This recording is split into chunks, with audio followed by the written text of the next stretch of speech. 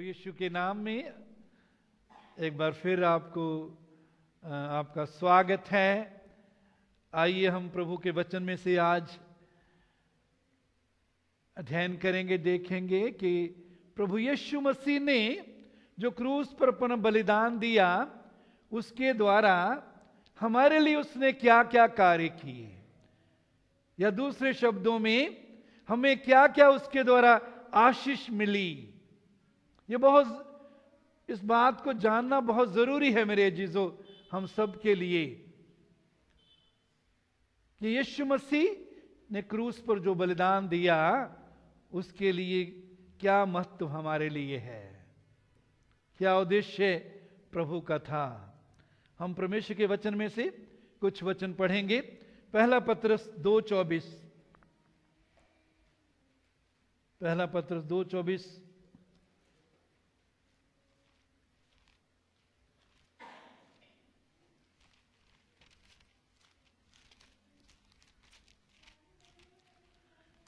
यहां लिखा है,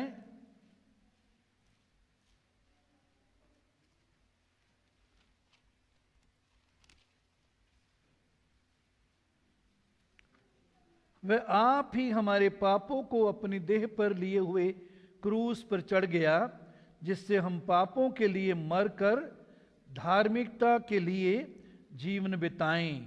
उसी के मार खाने से तुम चंगे हुए। क्यों यीशु क्रूस पर चढ़ा? इसके द्वारा उसने क्या किया? वो आप ही हमारे पापों को अपनी देह पर लिए हुए क्रूस पर चढ़ गया। यीशु ने आपके और मेरे पापों को अपने ऊपर क्रूस पर, अपने ऊपर लेकर वो क्रूस पर चढ़ गया। क्यों हमारे पापों को उसने अपने ऊपर लिया? ताकि हम पापों की माफी पाएं, ताकि हम पापों से छुटकारा पाएं, हम पाप के स्वभाव पर जय पाएं, हम पाप के स्वभाव से आजाद हो जाएं। क्यों ये जरूरी था और जरूरी है कि यीशु हमारे पापों को अपने ऊपर उठाए? क्योंकि परमेश्वर का वचन कहता है, पाप की मजदूरी तो मृत्यु है, पाप की मजदूरी तो मृत्यु है, पर परमेश्वर के वरदान हमारे प्रभु यीशु मसीह में अनंत जीवन है। पाप की मजदूरी तो मृत्यु है। मेरे अजीजों, हम जानते हैं परमेश्वर के वचन में आदम को परमेश्वर ने आज्ञा दी कि उस बाग के सभी पेड़ों का, दरख्तों के फल खा लेना, एक दरख्त ऐसा जिसका फल नहीं खाना, भले और बुरे के ज्ञान के वृक्ष का फल। बहुत से लोग सवाल करते हैं, क्यों परमेश्वर ने भले और बुरे के ज्ञान के वृक्ष में से खाने से मना किया, या क्यों परमेश्वर ने वहां वो पेड़ लगाया जब उसको मालूम था। क्योंकि परमेश्वर को भविष्य का भी ज्ञान है, भविष्य के बारे में परमेश्वर जानता है, उससे हमारे भविष्य की भी कोई चीज, कोई बात छिपी हुई नहीं। उसने क्यों वहां पेड़ लगाया? मेरे अजीजों, पहली बात, जहां यह कहा गया कि भले और बुरे के ज्ञान के वृक्ष में से ना खाना, उसको खाने से पहले उसको भलाई का ही ज्ञान था, पवित्रता का ही ज्ञान था, उसको पाप का ज्ञान नहीं था, बुराई का ज्ञान नहीं था। दूसरी बात, क्यों परमेश्वर ने वो लगाया? क्योंकि परमेश्वर ने इंसान को आजाद मर्जी दी है। परमेश्वर ने अपने जैसा इंसान को बनाया है। जैसे परमेश्वर आजाद मर्जी रखता है, वैसे ही उसने उसे बनाया। और परमेश्वर ये चाहता था आज भी चाहता है कि हम अपनी इच्छा से उसको प्रेम करें, अपनी इच्छा से उसको, उसके पीछे चलें, उसकी आज्ञा को माने। वो जबरदस्ती लाठी उठाकर हमसे आज्ञा नहीं मनवाता। उसकी इच्छा थी और आज भी है कि इंसान अपनी इच्छा से उसकी आराधना करे, उसकी सेवा करे, उसके पीछे चले। परमेश्वर ने इंसान को मशीन या रोबोट नहीं बनाया। आज रोबोट के बारे में हम देखते हैं, रोबोट एक ऐसी मशीन होती है जो इंसान की तरह चलती है, इंसान की तरह काम करती है। उसमें जो भी फंक्शन भरे होते हैं, जब बटन दबाते हैं तो वो रोबोट वैसे ही काम करने लग जाता है। लेकिन वो रोबोट वो किसी से प्रेम नहीं कर सकता, प्रेम के साथ किसी के साथ संबंध नहीं बना सकता, क्योंकि उसमें भावनाएं नहीं। परमेश्वर ने इंसान को अपने स्वरूप, अपने समानता में बनाया, और परमेश्वर चाहता था और आज भी चाहता है कि इंसान अपनी इच्छा से उसकी आराधना करे, उसके साथ संगति करे। तो परमेश्वर ने इंसान को आजाद मर्जी दी, लेकिन इस आजाद मर्जी का इंसान ने परमेश्वर की इच्छा को तोड़ने के लिए इस्तेमाल किया, और उसका परिणाम क्या हुआ? जब उसने वो फल खा लिया, उसमें पाप आ गया, पाप उसमें प्रवेश कर गया, पाप का उस पर अधिकार हो गया।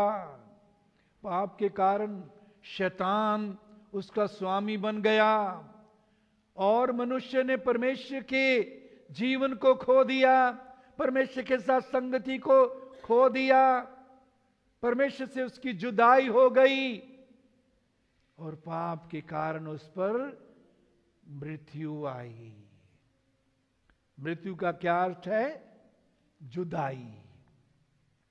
जब हमारे शरीर से आत्मा जुदा हो जाता है तो हम कहते हैं मृत्यु हो गई, मौत हो गई। लेकिन हम जानते हैं आत्मा मरता नहीं, लेकिन अलग हो गया। तो अलग होने का नाम ही मौत है। जब आदम ने वो फल खाया, उस दिन शारीरिक रूप से तो मृत्यु नहीं आई। आदम उसके बाद भी 930 साल जिंदा रहा। उससे पहले कितना जिंदा रहा मालूम नहीं। 930 साल समय, ये समय है।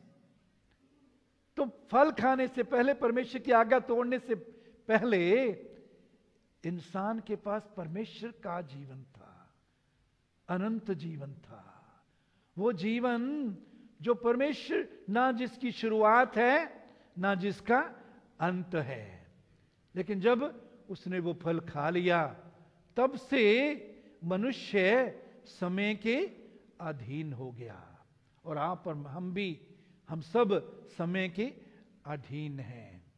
तो 930 साल के बाद आदम पर शारीरिक मौत भी आई। लेकिन उसी दिन, जिस दिन उसने उस फल को खाया, परमेश्वर की आज्ञा को तोड़ा, परमेश्वर से उसकी जुदाई हो गई। परमेश्वर का जीवन उसने खो दिया, परमेश्वर के साथ उसने संगति उसकी टूट गई। और उसी हालत में हम सब पैदा होते हैं। पापी मनुष्य के आगे बच्चे भी पापी पैदा हुए, उनके अंदर भी पाप का स्वभाव आ गया। उस पाप का स्वभाव लेकर हम सब पैदा होते हैं। सो आत्मिक मौत भी आई पाप के कारण, शारीरिक मौत भी आई, और ये पाप अनंत मौत भी लाता है। वो अनंत मौत क्या है? आग और गंधक की झील में सदा के लिए फेंके जाना। जिसके बारे में प्रभु ने कहा है, जहां रोना और दांतों का पीसना है। 1, 2, 10, 50, 100, 1000 साल के लिए नहीं, सदा के लिए। जहां रोना और दांतों का पीसना है, तड़पना है। कोई मौत वहां नहीं, जिंदगी भर सनातन काल के लिए उसमें जलना, दुख उठाना है। लेकिन परमेश्वर प्रेम है। परमेश्वर क्या है जी? प्रेम है। परमेश्वर के प्रेम ने उसे मजबूर कर दिया कि वो मनुष्य को पापों की क्षमा देने के लिए, पाप के दंड से छुटकारा देने के लिए अपने पुत्र, हमारे उद्धारकर्ता यीशु को इस पृथ्वी पर भेजे। जो कुंवारी से पैदा हुआ, उसके अंदर पाप का स्वभाव नहीं था, ना कभी जीवन भर उसने पाप करना चुना।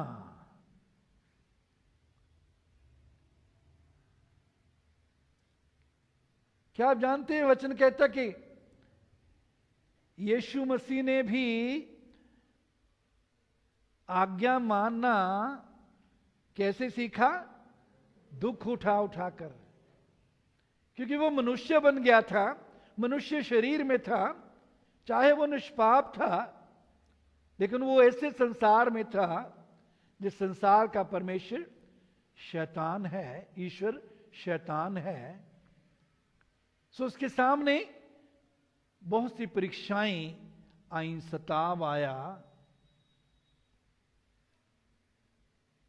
लेकिन यीशु ने हर बात में, हर समय पिता की आज्ञा को माना। और यह आज्ञा मानने के लिए उसे दुख भी उठाना पड़ा। मेरे जीजो, हम सब भी प्रभु की आज्ञा मानने के लिए बुलाए गए हैं। आज्ञा मानने में ही आशीष है, लेकिन उसके लिए, आज्ञा में चलने के लिए, आज्ञा में बने रहने के लिए कई बार हमें दुख उठाना पड़ता है। और बहुत से लोग ये कीमत अदा नहीं करना चाहते, वो पीछे हट जाते हैं। मेरे जीजो, तो उसने हमारे पापों को अपने ऊपर उठा लिया। मेरे जीजो, जब हम प्रभु यीशु के बलिदान पर विश्वास करते हैं, यह विश्वास करते हैं कि प्रभु यीशु, तूने मेरे पापों को अपने ऊपर उठा लिया, तूने मेरे पापों के दंड को अपने ऊपर उठा लिया, तू मरकर तीसरे दिन आज जीवित हो गया, तू आज भी जीवित है, तू मेरे जीवन में आ जा, तू मेरे पापों को क्षमा कर, अपने पवित्र लहू से मुझे धो दे।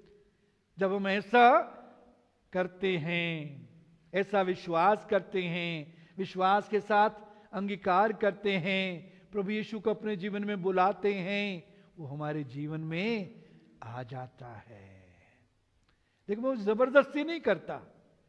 वो कहता, देख मैं दरवाजे पर खड़ा हुआ खटखटाता हूं, जो मेरी आवाज सुनकर खोलता है, दरवाजा खोलता है, मैं उसके भीतर आऊंगा, वो मेरे साथ और मैं उसके साथ भोजन करूंगा। मेरे अजीजों, प्रभु यीशु मसीह पापों को माफ करता है, इसके साथ साथ पापों से छुटकारा देता है। बहुत बार कई विश्वासी भी प्रभु को ग्रहण करने के बाद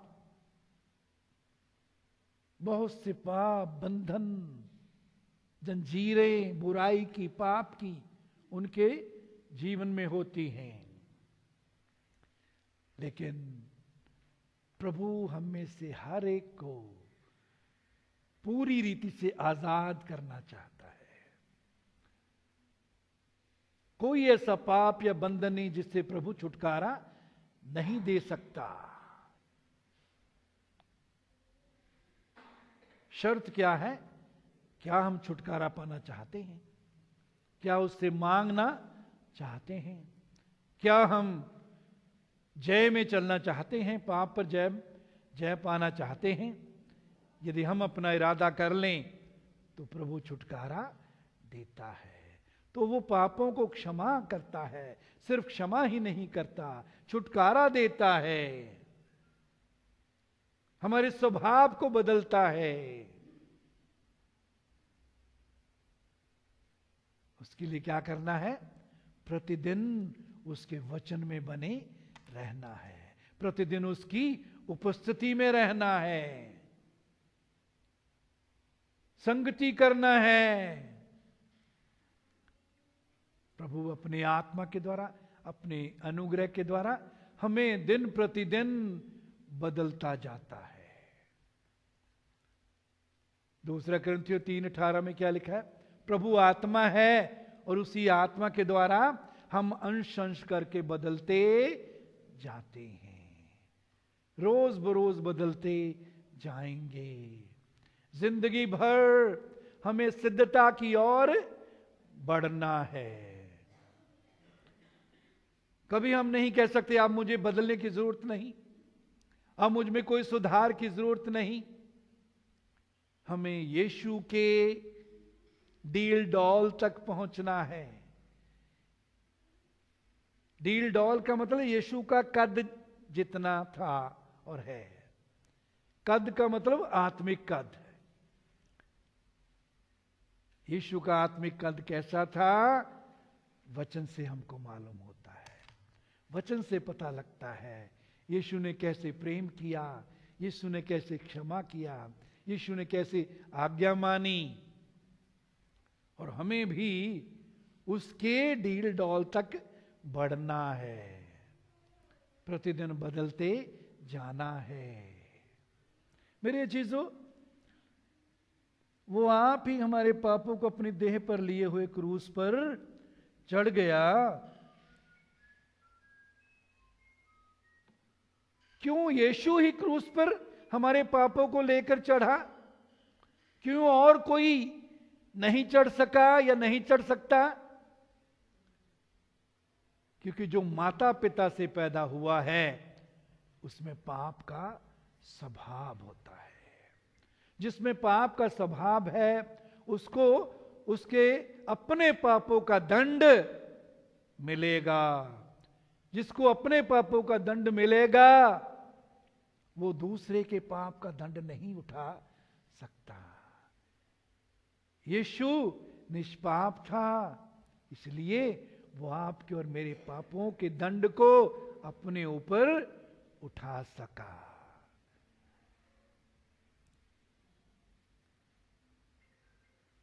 क्रूस पर चढ़ गया जिससे हम पापों के लिए मरकर धार्मिकता के लिए जीवन बिताएं। यीशु मसीह ने इसलिए हमारे पापों को लेकर क्रूस पर चढ़ गया जिससे हम पापों के लिए मरकर हमें अब पापों के लिए क्या करना है जी? मरना है। पाप में नहीं जीना है। रोमियो में पौलुस कहता है पाप तुम्हारे मरणहार शरीर में राज्य ना करे। उस पर जय पाने के लिए आप और मैं बुलाए गए हैं, चुने गए हैं, संसार से अलग किए हुए हैं ताकि हम उस पर जय पाकर चलें। पापों के लिए मरकर धार्मिकता के लिए जीवन बिताएं। यदि पाप के लिए हम मर गए तो पाप हमें अपनी तरफ खींच सकता है? खींचेगा जी। मेरे चीजों, विश्वासियों के लिए प्रतिदिन जरूरी है इस प्रकाश में चलें,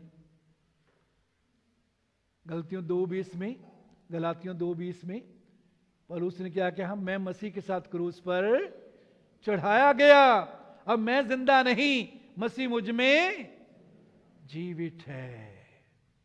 मैं मसीह के साथ क्रूस पर चढ़ाया गया। जब भी पाप हमारे जीवन में अपना सिर उठाता है, जब भी पाप हमें गुलाम बनाने की कोशिश करता है, जब भी पाप हमारे जीवन में राज्य करने की कोशिश करता है, उसे बताएं, उसको बोलें कि मैं पाप के लिए मर चुका हूं, मैं तेरे लिए मर चुका हूं, अब तेरा मुझ पर कोई असर नहीं होगा। मैं धार्मिकता के लिए, और धार्मिकता के लिए जीवन बिताएं, मैं धार्मिकता के लिए जीवित हूं। अब यदि मैं जीवित हूं तो धार्मिकता के लिए जीवित हूं, परमेश्वर की इच्छा के अनुसार जीवन गुजारने के लिए जीवित हूं, पवित्र जीवन गुजारने के लिए जीवित हूं, वचन के अनुसार जीवन गुजारने के लिए जीवित हूं, प्रभु को महिमा देने वाला जीवन गुजारने के लिए जीवित हूं, दूसरों के लिए आशीष और जीवन देने वाला जीवन गुजारने के लिए मैं जीवित हूं। हम क्या हैं? धार्मिकता के लिए जीवन बिताएं।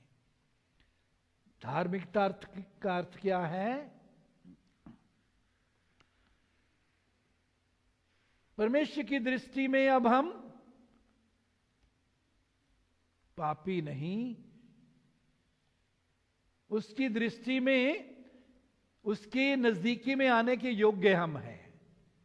धर्मी का मतलब उसकी नजदीकी में आने की योग्य हैं, चाहे अभी सिद्ध नहीं हुए, सिद्धता की ओर प्रतिदिन बढ़ रहे हैं, लेकिन यीशु के लहू के द्वारा, यीशु के लहू के द्वारा हम धर्मी ठहराए गए हैं।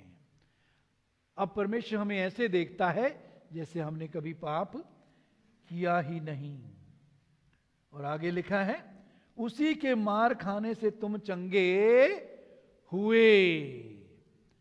यीशु के मार खाने से, वचन में लिखा तुम चंगे हुए।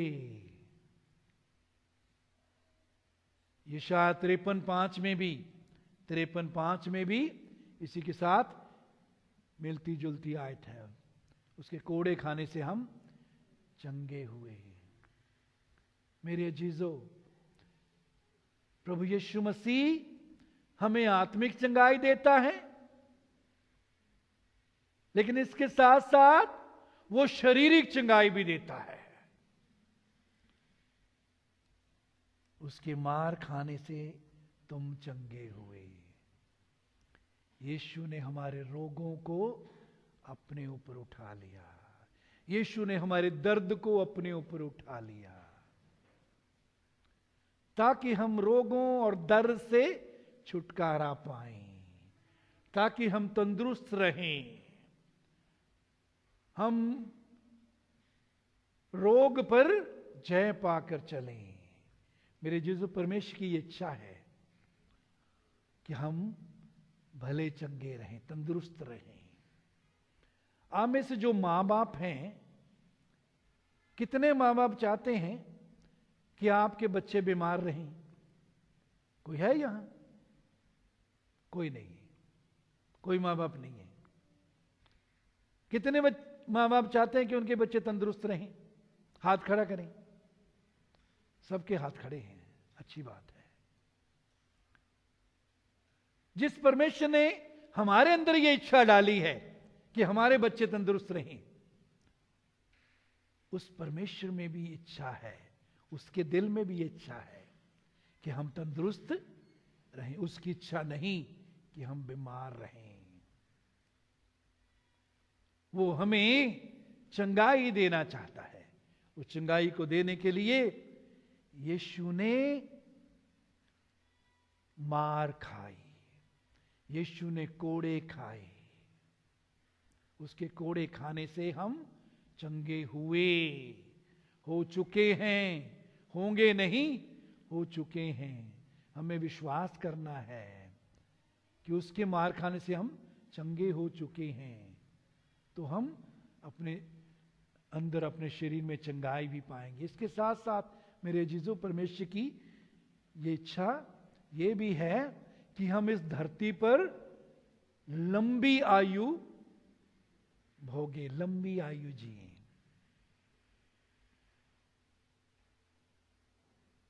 उसकी इच्छा है, उसकी योजना है, ताकि इस पृथ्वी पर रहकर हम उसे महिमा दें, हम उसके राज्य को बढ़ाएं, हम दूसरों के लिए आशीष बने, हम आत्माओं को परमेश्वर के राज्य में लाएं, हम अपने जीवन के लिए जो परमेश्वर का उद्देश्य है उस उद्देश्य को इस पृथ्वी पर पूरा करें, और हम में परमेश्वर दिख सके, हम में परमेश्वर की ज्योति, ज्योति क्या है, उसकी ज्योति क्या है, उसका जीवन, उसका स्वभाव, उसके गुण वो दिख सकें।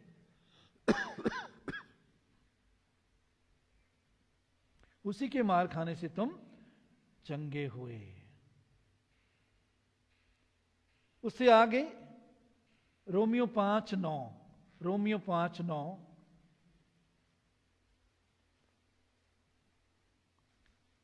अतः जबकि हम अब उसके लहू के कारण धर्मी ठहरे, तो उसके द्वारा परमेश्वर के क्रोध से क्यों ना बचेंगे।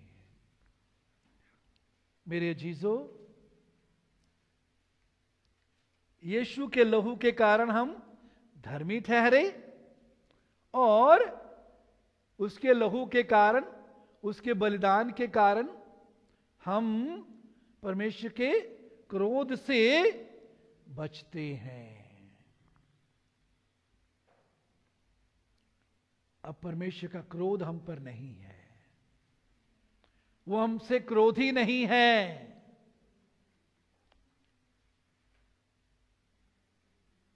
ना आने वाले समय में उसका क्रोध के कारण उसका दंड हम पर आएगा।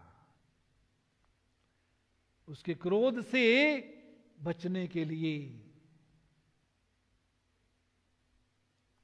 प्रभु ने क्रूस पर अपनी जान दी। मेरे अजीजों, परमेश्वर क्यों क्रोध करता है? क्योंकि वो धर्मी है, न्यायी भी है। वो न्यायी धर्मी जज है। इसलिए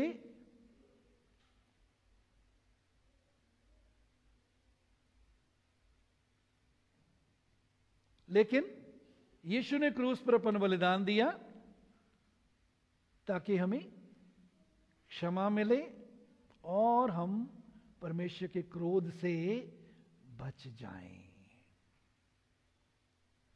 फिर उसके बाद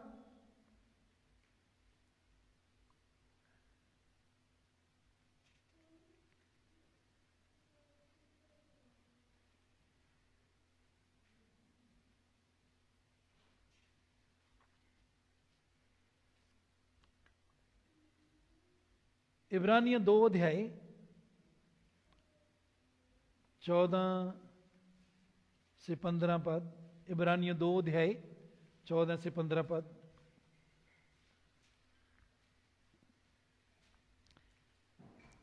इसलिए जबकि लड़के मांस और लहू के भागी हैं, तो वह आप भी उनके समान उनका सहभागी हो गया, ताकि मृत्यु के द्वारा उसे जिसे मृत्यु पर शक्ति मिली थी, अर्थात शैतान को निकम्मा कर दे।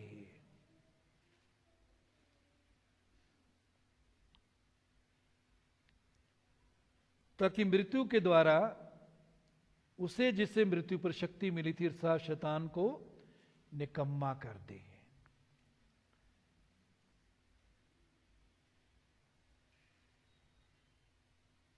परमेश्वर ने जब इंसान को बनाया तो क्या बोला था? बड़ो फूलो पृथ्वी को भर दो। परमेश्वर की क्या योजना उसके लिए थी कि आदम और हवा उसी शरीर में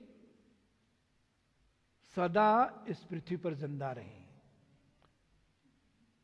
उनके बच्चे जो होते वो भी इस पृथ्वी पर सदा जिंदा रहते।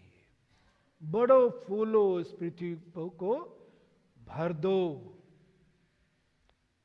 आज्ञा यदि आदम ना तोड़ता, उस पर मृत्यु, मौत नहीं आनी थी। लेकिन जब शैतान के बहकावे में आकर आदम ने परमेश्वर की आज्ञा को तोड़ा, तो उस पर मौत आ गई। मौत ताकि मृत्यु के द्वारा उसे जिससे मृत्यु पर शक्ति मिली थी, अर्थात शैतान को निकम्मा कर दे। मेरे जीजो, मौत की शक्ति, मौत की सामर्थ्य शैतान को मिल गई थी। क्यों? क्योंकि इंसान ने अपने ऊपर शैतान को अधिकार दे दिया था।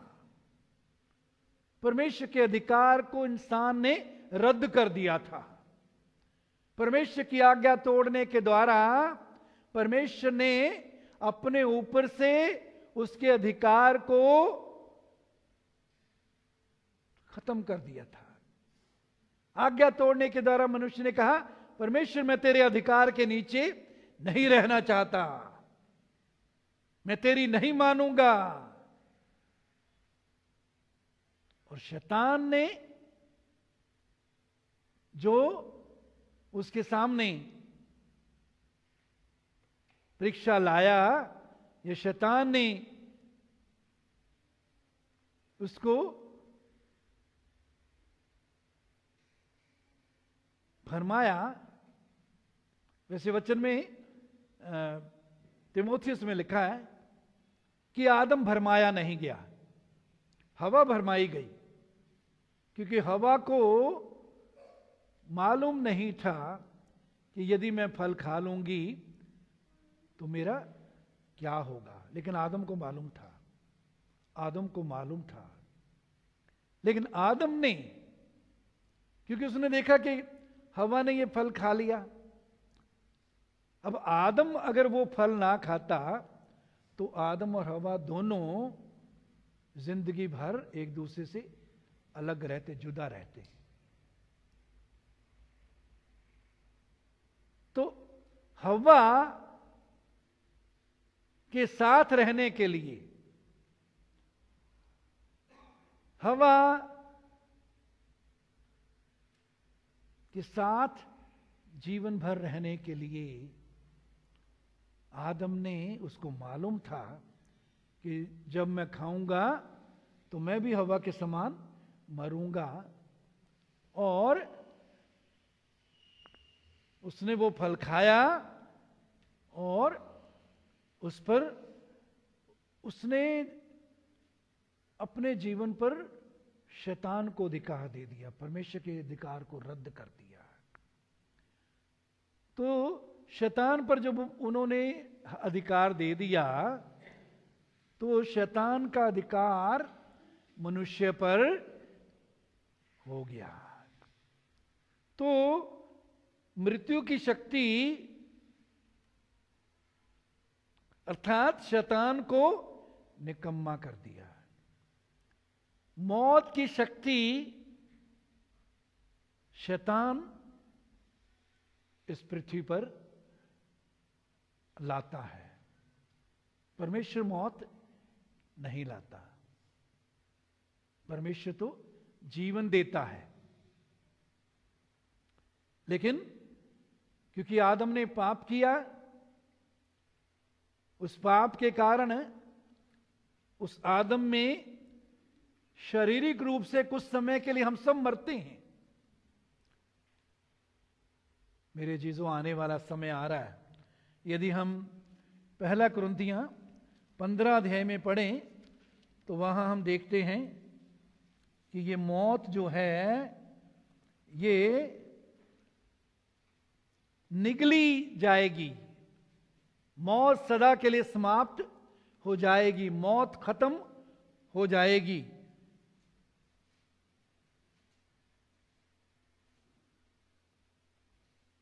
पहला कुरिन्थियों 15 अध्याय 54 और 55 आयत। जब वो नाशवान अविनाश को पहन लेगा और ये मरणहार अमरता को पहन लेगा, तब वह वचन जो लिखा हुआ पूरा हो जाएगा, जय ने मृत्यु को निगल लिया। हे मृत्यु, तेरी जय कहां रही? हे मृत्यु, तेरा डंक कहां रहा? हमारा प्रभु जब महिमा में दोबारा आता है तो जितने प्रभु में सो गए हैं, जितने विश्वास में सो गए हैं, विश्वास में बने रहकर जिन्होंने शरीर को छोड़ा है, उनके शरीर कब्रों में से निकल आएंगे, वो पहले जी उठेंगे। पहला थिस्सलुनीके 5:4 में कहता है वो पहले जी उठेंगे, और उस समय हम जो जीवित होंगे, जितने उस समय शरीर में होंगे, वो नया महिमा का शरीर पाएंगे। हम बदल जाएंगे, यीशु के समान बन जाएंगे, और उसके बाद हम पर मौत का अधिकार नहीं होगा। जय ने मृत्यु को निगल लिया। यीशु मसीह ने कहा पुनरुत्थान और जीवन मैं हूं। पुनरुत्थान और जीवन मैं हूं। वो पुनरुत्थान, मुर्दों में से जी उठा हुआ प्रभु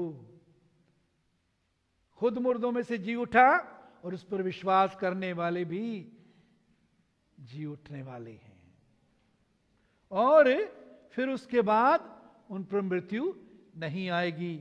तो जय ने मृत्यु को निगल लिया। यीशु महिमा में जब प्रकट होने वाला है तो वो जय हमें देगा, वो मृत्यु को जय निगलने वाली है। हे मृत्यु, तेरी जय कहां रही? हे मृत्यु, तेरा डंक कहां रहा?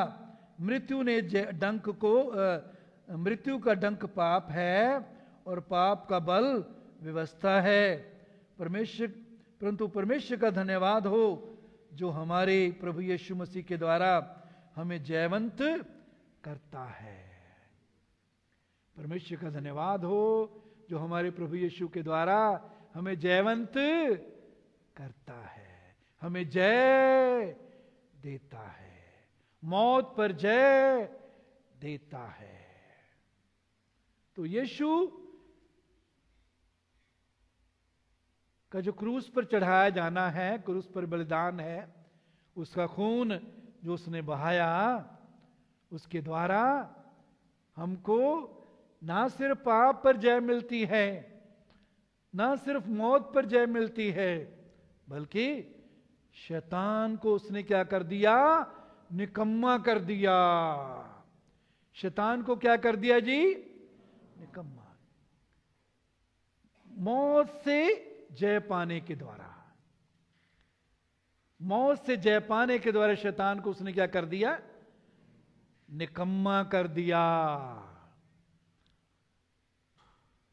शैतान अब क्या है जी? क्या है शैतान? काम का या निकम्मा? निकम्मा। हम विश्वासी उसको बड़े काम का बना देते हैं। हम विश्वासी उसको बड़े काम का बना देते हैं। मेरे ज्ञान की कमी होने के कारण मेरी प्रजा बंधुआई में जाती है। परमेश्वर के लोग क्यों शैतान के बंधन में हैं, या ये महसूस करते कि शैतान उनका पीछा नहीं छोड़ता, शैतान मेरे पीछे पड़ा हुआ है, वो मुझे छोड़ता नहीं,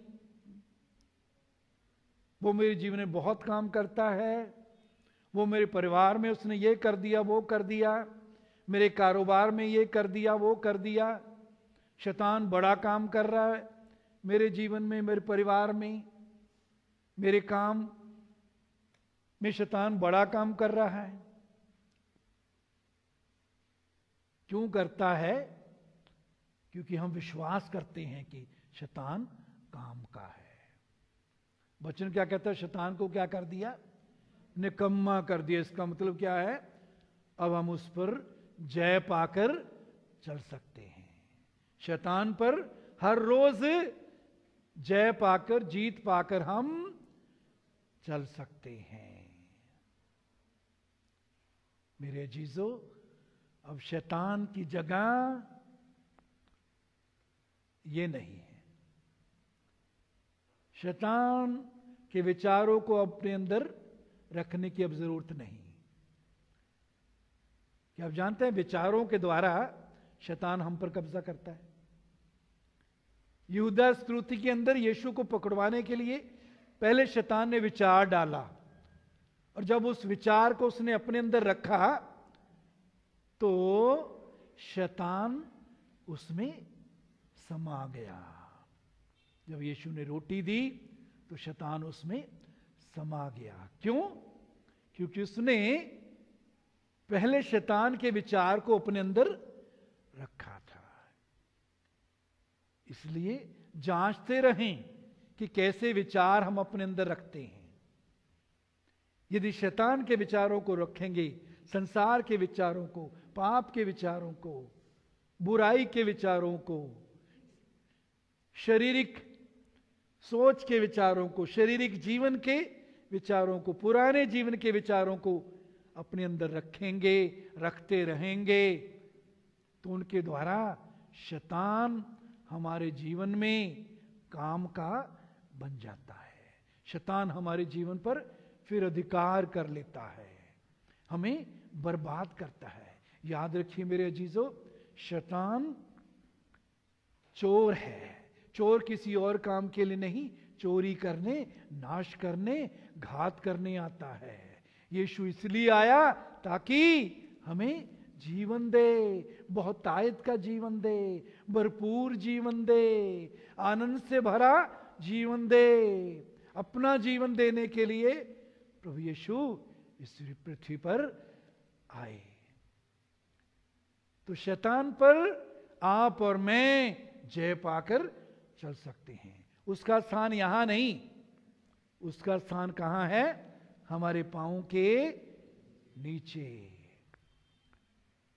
उसको बताएं प्रतिदिन कि शैतान, तेरे ख्यालों को, तेरे विचारों को मैं अपने जीवन में राज्य नहीं करने दूंगा, तेरे कामों को अपने जीवन में राज्य नहीं करने दूंगा।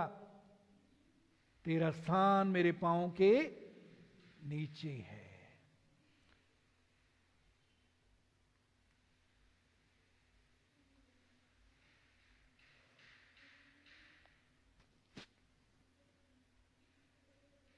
इब्रानियों 2:9 पढ़िए।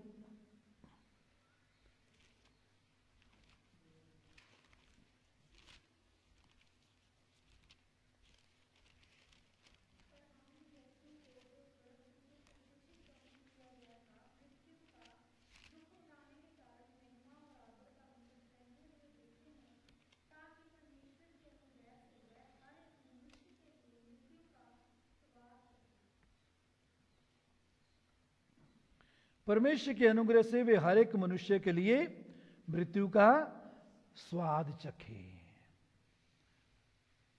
इस जमीन में जितने लोग पैदा हुए हैं, केवल यीशु ने मृत्यु का स्वाद चखा। क्यों? बाकी सबको मृत्यु ने निगल लिया। अगर किसी से पूछना कि मृत्यु का स्वाद कैसे होता है, यीशु बता सकता है, क्योंकि उसने वो स्वाद चखकर फिर वो मुर्दों में से जी उठा।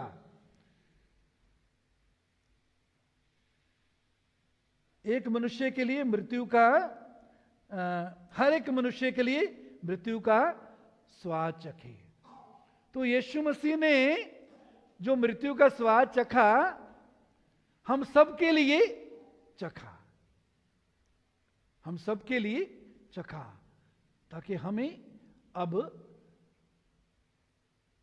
मृत्यु में रहने की जरूरत नहीं।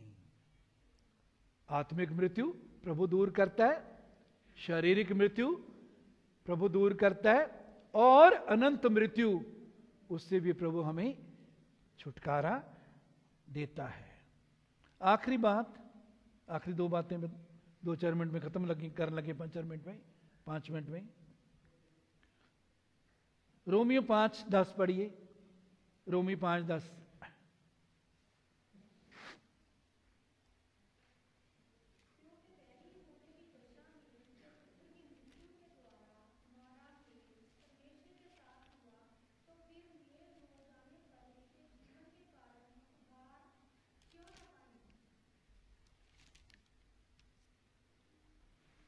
क्योंकि बैरी होने की दशा में उसके पुत्र की मृत्यु के द्वारा हमारा मेल परमेश्वर के साथ हुआ।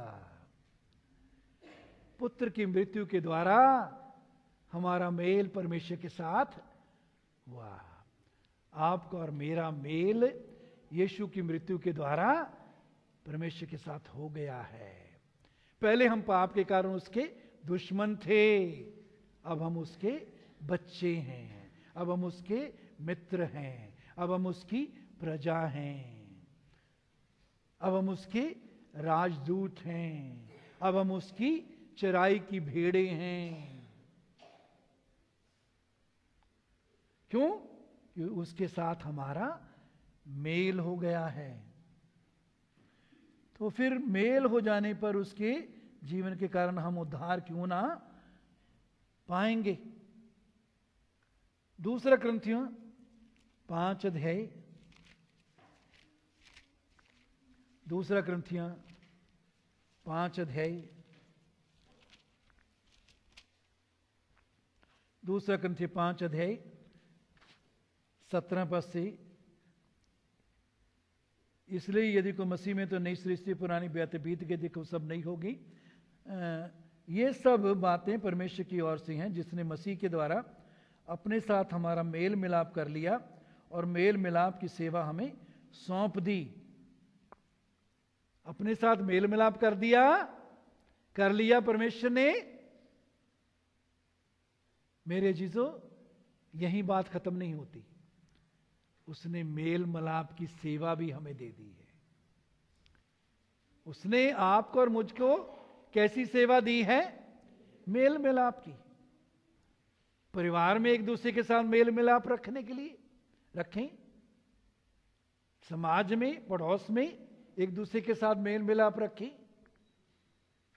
सबसे मेल मिलाप रखने और उस पवित्रता के खोजियों जिसके बिना कोई प्रभु को कदापि ना देखेगा। तो अपनी तरफ से सबके साथ मेल मिलाप रखें, तभी हम परमेश्वर के साथ मेल का समाचार उनको बता सकते हैं।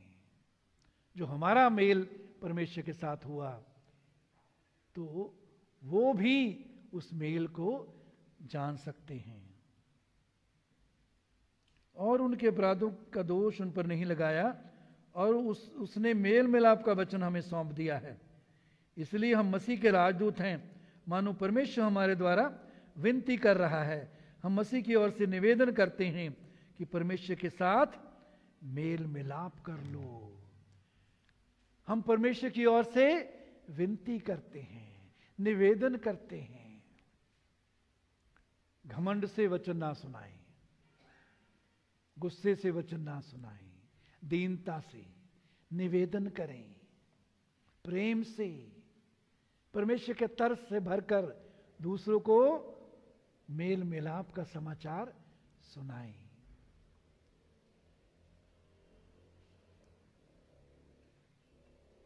आखिरी बात, आखिरी वचन इब्रानियां